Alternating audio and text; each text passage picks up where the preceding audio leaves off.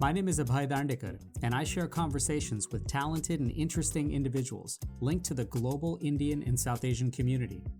It's informal and informative, adding insights to our evolving cultural expressions, where each person can proudly say, "Trust me, I know what I'm doing." Hi everyone. On this episode of Trust Me, I Know What I'm Doing, we share a conversation with musician, recording artist, and rapper Pallaví AKA Fijiana. Stay tuned.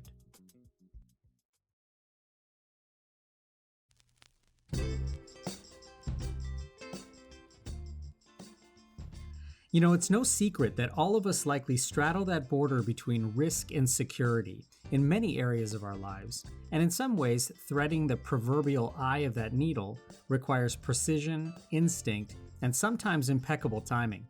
And speaking of impeccable timing, thank you so much for listening to this and for sharing it with your friends and family, for rating, downloading, and subscribing wherever you get your podcasts, and for following Trust Me, I Know What I'm Doing on social media at Dr. Abhay. Now, for me as a listener, I've found that musical creativity is a great mode to channel the very personal expression of self-discovery through that gray boundary of risk and security, especially for those who are personally finding themselves artistically, emotionally, and culturally. Like many of us, musical and lyrical performance as an art is ever evolving and blending and integrating new themes and motifs. And finding success or even sparks of innovation really may require a strong sense of self-awareness and faith in taking risks and being bold to strengthen and secure your presence as an artist and as a community member. Thankfully, to shine more light on this, I was joined recently for a conversation by musician, artist, and rapper Pallaví AKA Fijiana. Pallaví was born in Fiji and grew up in Richmond, California. Now, being an American Indo-Fijian, living in predominantly Black and Latino neighborhoods, influences came in many directions and perspectives. Her journey has been nuanced and complex, of seeking an identity that is blessed with so many backgrounds, and yet challengingly has to often weave through the edges and margins of feeling included. Hip-hop, rhythm and blues, singing, and rap became her expressive vehicles to get through this journey, a persona transformation manifested as Pallaví, aka Fijiana.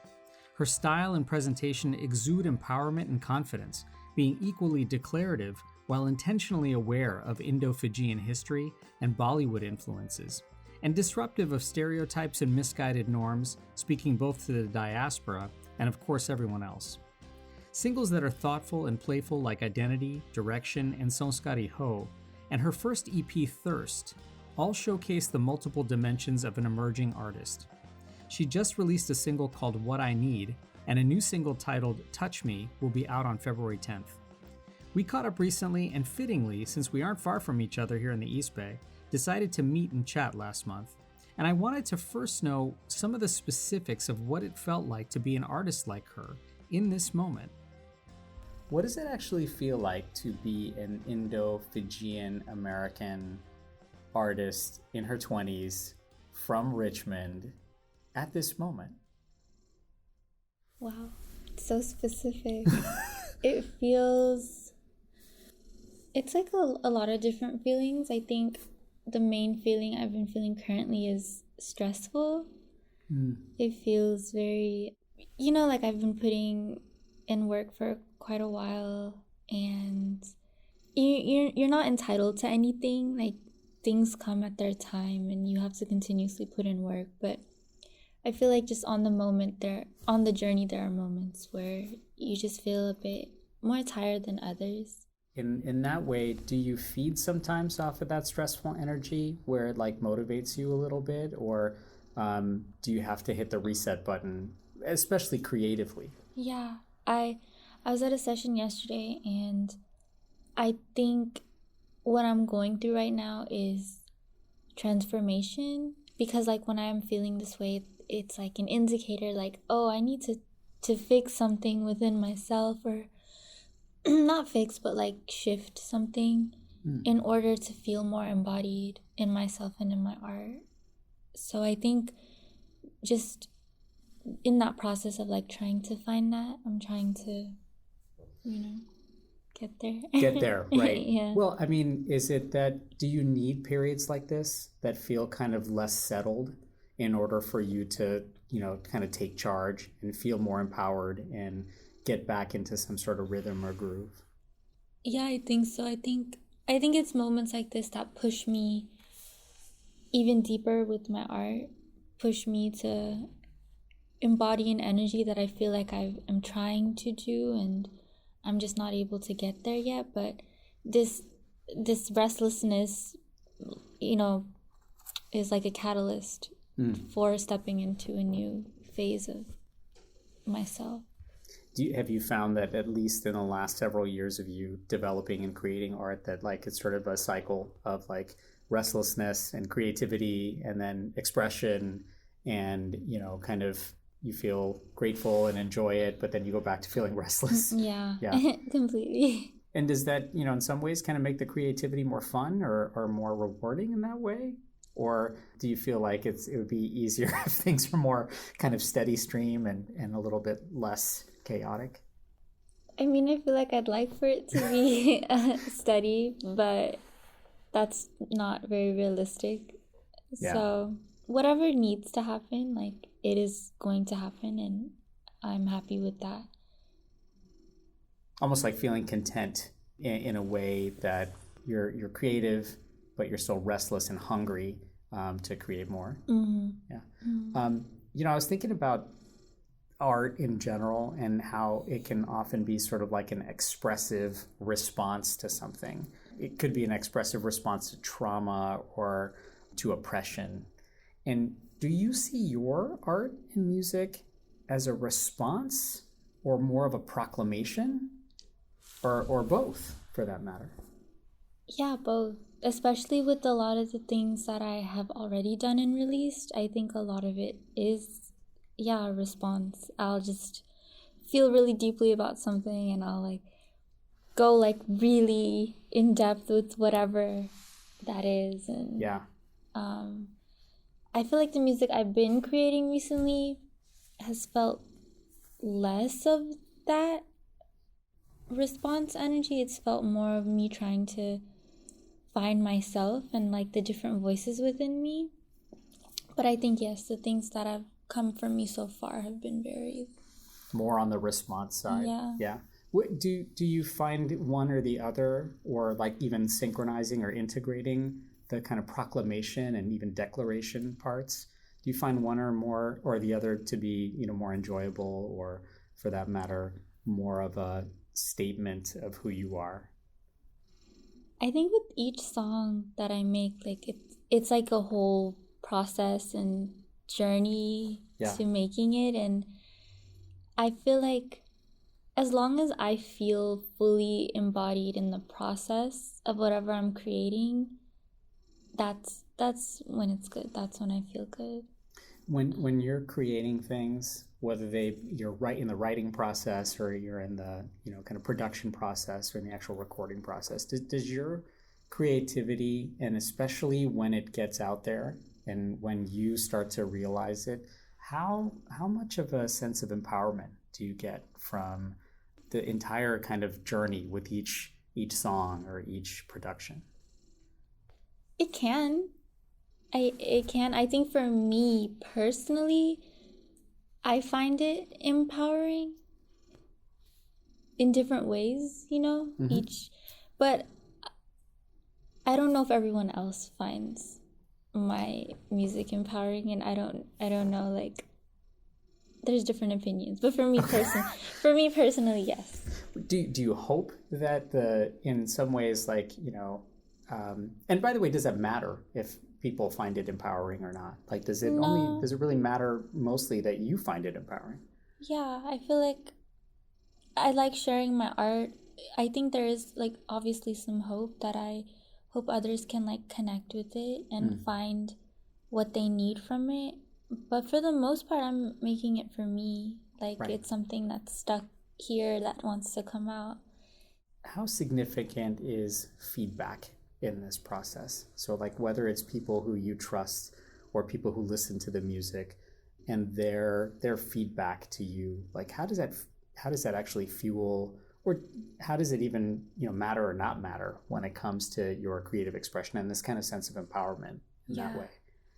I like objective feedback where on a song someone can like objectively tell me like, okay, this isn't sounding right.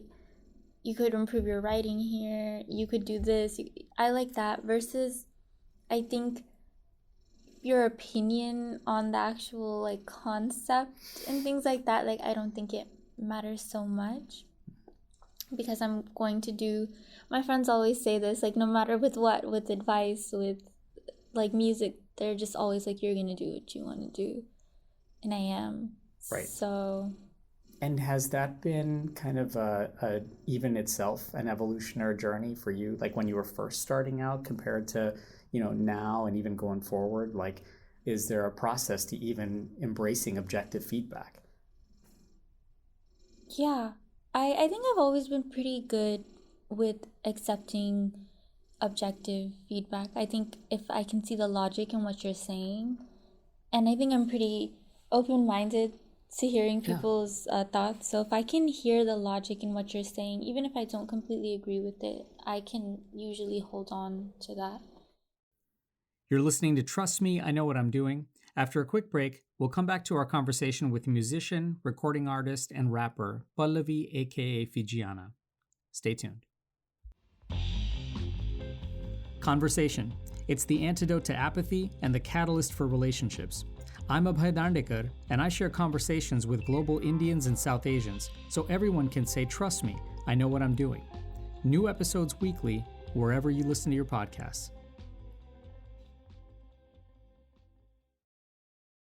Hello everyone, my name is Tam France and you are listening to Trust Me, I Know What I'm Doing.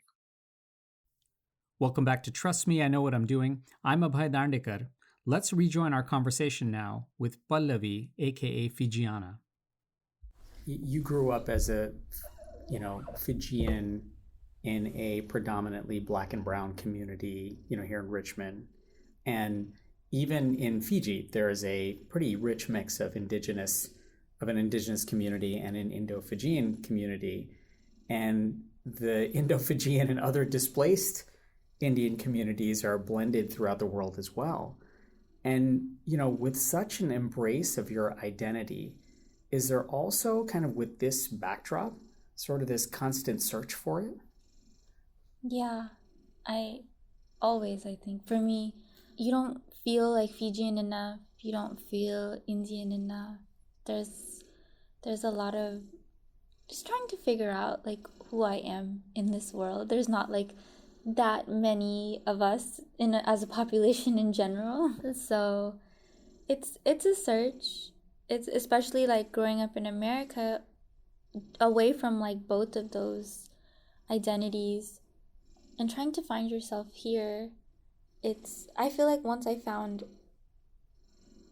more of what being Indo-Fijian meant and more of the history of my people, I think that brought me a lot closer to being more grounded and rooted in who I am as a human, versus before I felt like I'd just be whatever was around me to try and fit in, Do you think that growing up in a place like Richmond, which has such a very, very diverse community, a strong and very engaged Black and Latino community also, how has that factored in as an element to kind of constantly being on the search for who you are? Yeah, I think growing up in Richmond, I think that's a big reason why I did like rap as much as I did, because I grew up in a place that really honored it. It was like the main genre, rap and R&B. And then being on a search like for my own identity and, listening to like Bollywood and, reggae and just trying to merge all of my worlds together sonically and like through my writing. In some ways, I wonder if that's the like importance of being an American. Because like, I wonder if you were living in India or in Fiji, Bollywood's kind of ubiquitous.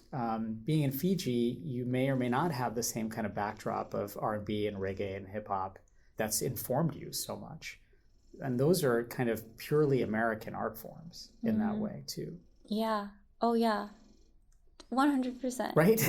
If I go back to Fiji, it's very clear that I'm American. Yeah. It's, but then in America, I feel a bit more immigrant. Right.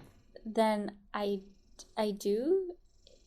So does that make it hard in some ways to declare like who you are, as opposed to constantly like thinking like, okay, there's so many elements that I'm still discovering? Yeah, I actually was talking to my friend this morning about this, where sometimes I'm in the studio and I'm just confused. Like I don't know where I'm trying to go with something, or how much, because I think as well, like a lot of these art forms, right, like they're not just American, they're black art forms. Yeah. And trying to be mindful about being in like another culture, even if I grew up around it, right, like it still doesn't make me entitled to the culture. How to engage with it in a way that is ethical, yeah, and respectful, yeah. While still creating art and saying the things that I want to say, and trying to figure that out. And sometimes it gets a bit overwhelming, because I question it a lot, where I'm looking at myself and I'm like, well, is this like something I should be doing? Right. But then also deeply loving it and really trying to sharpen the skill in the art form, like just trying to make sense of it all. Like some days are easier than others, and yeah. Does that kind of love for it, is that what brings you eventually away from the confusion? Yeah, I feel like the confusion is like expressed through it, like the more I make music, the more I feel closer to myself, the more I feel able to like transmute a lot of different kinds of emotions. Like it feels really healing and powerful. So I've heard you mention that much of your expression is sexual, spiritual, and political. And are these the kind of necessary elements of being a Samskari ho? I guess so. Yeah, Samskari ho. That was just like a silly name for this song. I feel like after Identity, a lot of people wanted to see me be very continuously political in my like use your voice. Yeah, in my expression of like my Indo-Fijian identity. And I think that's important. I think I'm always gonna have that, because like I am Indo-Fijian at the end of the day, like no matter what I do.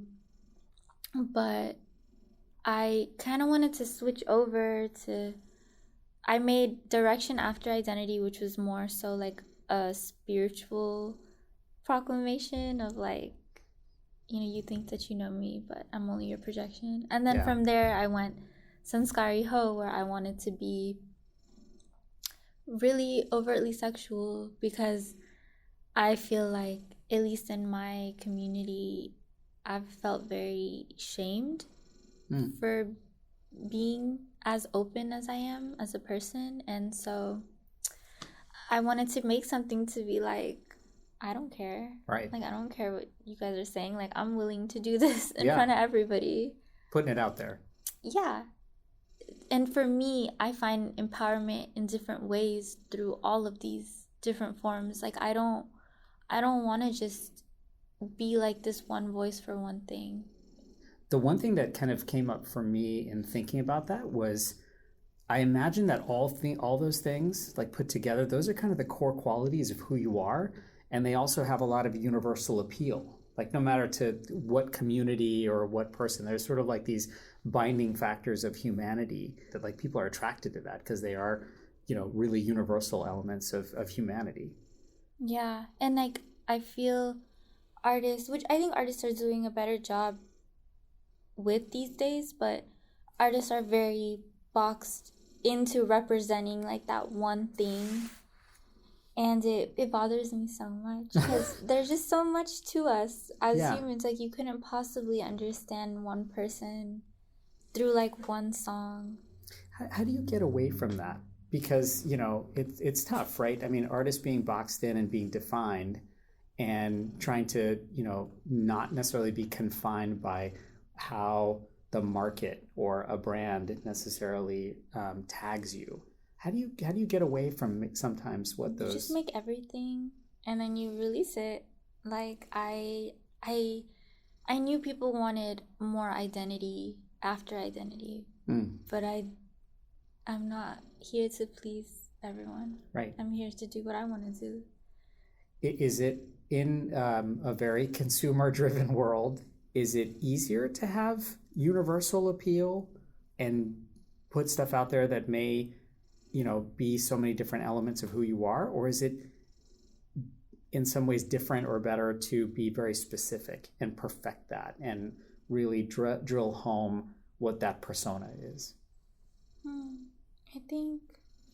think for different people it works differently. I think artists too, they have eras where they are a specific energy and then they'll come out with a different energy, and we kind of follow them through their ups and downs, their journey. Because artists also do not remain constant, so you're gonna have to put out a persona of something, and then look back at it in a week or two and be like, well, actually I don't connect with that anymore. I think you just keep going, keep creating stuff. Like, I don't have the blueprint, there's so many ways to exist in the world, and I'm just trying to follow one that I think works for me. You're listening to Trust Me, I Know What I'm Doing. After a quick break, we'll come back to our conversation with musician, recording artist, and rapper Pallaví AKA Fijiana. Stay tuned. Every story told is a lesson learned, and every lesson learned is a story waiting to be told. I'm Abhay, and I share conversations with global Indians and South Asians so everyone can say, trust me, I know what I'm doing. New episodes weekly, wherever you listen to your podcasts. Hello, I'm Ahilia Bamru. I am an actor, a content creator, singer, and writer, and you're listening to Trust Me, I Know What I'm Doing. Welcome back to Trust Me, I Know What I'm Doing. I'm Abhay. Let's rejoin our conversation now with Pallaví, aka Fijiana. I wanted to ask you this. When someone hears your music, maybe for the first time, or they see you perform for the first time, for them, what do you think they're most surprised by? The confidence, I guess. I'm pretty soft-spoken, and not this idea that people have, like, just on a personal level, because I think from my music people have an idea of someone who's like just a lot more, which I am as well, but with people I'm more comfortable with. Right. To people I don't really know, I'm pretty introverted, I'm pretty quiet. Yeah. But then when they see you up on stage or they're listening to your music, they may get a slightly different impression. And so is that the biggest surprise for them? I believe so. Yeah. Does that ever manifest? It can be a pleasant surprise, and then for others, it could be like that's a little jarring, or that's a little bit, of a I was shocker. talking to this artist recently who was at my show, and there was a lot of people who don't necessarily connect with me or my music, and it could just be the music. Like, I don't want to project all these random things. Sure. But there are a level of people that are saying how uncomfortable it is to see a brown woman be as, like, sexual or bold in the ways that I can be. I don't think the world sees that as much as they should. Yeah. And I can be jarring for some people due to that. How much does that matter to you? Sometimes it matters. Like, I'm sensitive. Sure. I see all the comments. Yeah. I see things. And so I think it matters to me in those moments sometimes when I'm receiving the backlash of these things. But then I kind of remember, like, I signed up for this. Sure. Like, I know what I'm doing. I know what I'm making. Yeah. Like, this is a side question in that way. Eventually, do you hope that the idea that someone is jarred by that or finds it to be, either offensive or out of place for a brown woman to be bold in their sexuality, in their expression. Do you hope that one day that just is not as, I guess, prominent as it could be, or that as it is right now, and that it just sort of fades and becomes sort of like a, why is this shocking or surprising to anyone? Yes, of course. Yeah. Of course. And I'm definitely like not the only, brown, like I'm sure there's a lot of brown women that are doing the same thing, and Sure. they're getting a lot of criticism for it. Yeah. And yeah, what accelerates the process to help make that go away? I feel like the more we normalize it, the more it's like in your face, Yeah. right? Like I say a lot with because like my latest project Thirst was more so like sensually driven, and I don't, as an individual, I don't think hypersexuality is the way to be, even though it's a lot in my music. But I do think there's a level of, we've been in one way as a society for so long that the pendulum has to kind of swing the other way before we can reach some kind of like equilibrium. Yeah. That like, there's always going to be these kind of rocks of the pendulum until they hit some sort of steady state. There's a line from the first track on Thirst that says, "Would you love me if it was dangerous?" I love that you brought that up. Do you think audiences in some ways need to take a risk when they're exploring your work, or even to sort of in some ways embrace your work? Yeah, I do. I think I'm very honest in my writing. I usually write like things I actually will say or do. Right. It's the real deal. And I mean, for audiences to do that, is there in some ways an element of trust that they have to develop in that too, right? Like, I'm willing to take that risk and listen and explore and embrace your work that much more. Yeah. I guess I haven't even thought of that. But yeah, I guess they do. They do. And so then, with that, right, they know they're taking a risk, or they would like to take a risk. They tend to trust you and your music, and that they sort of have identified with it, and are compelled to listen that much more. What's the next step from that then? Beyond just the sort of intro into the music, is there a deeper sort of way to explore and get into that? I feel like currently it's the live shows to come see me and see the world I'm essentially trying to put on for the audience. Yeah. But I feel like with the music that's coming more so now is like the most vulnerable I've been in music. I feel like so far I've been vulnerable in the way of like allowing myself to make such ludicrous statements that I'm willing to get, stones thrown at me for speaking up and making very like big claims about certain things. But I think the things coming are much more vulnerable with me as an individual, and I think that I'll be able to really connect deeper with an audience through that.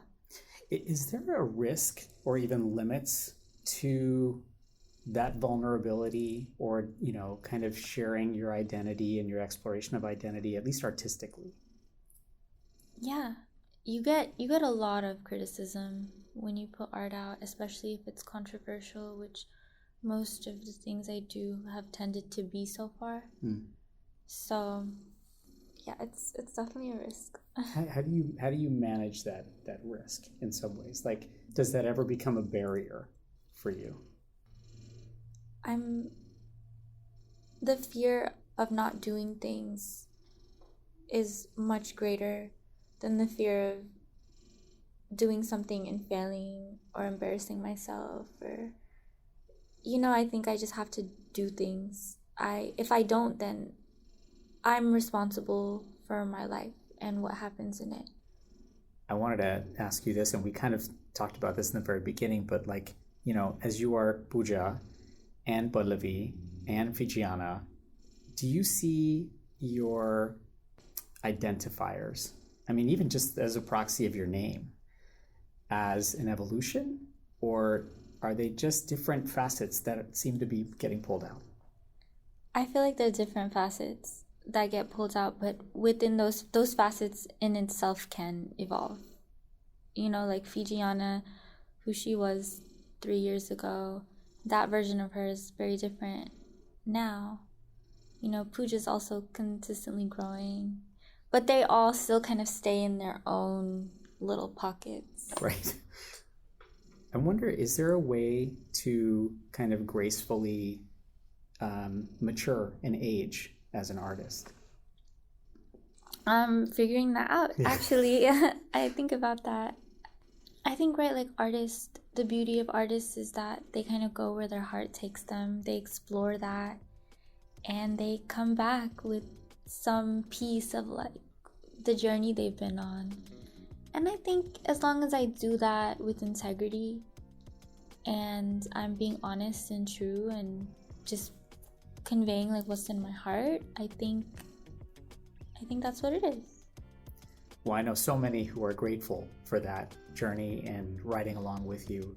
Pallaví, thank you so much for joining us. What a treat, and hopefully we can do it again sometime. Yeah, thank you. Thanks so much, Pallaví. And just a quick plug that wherever you are and with whatever community you vibe with, find the local art and the local rhythm, and please support it vigorously, because the rewards are definitely far-reaching. Be safe, protest peacefully, make your voice heard. Until next time, I'm Abhay.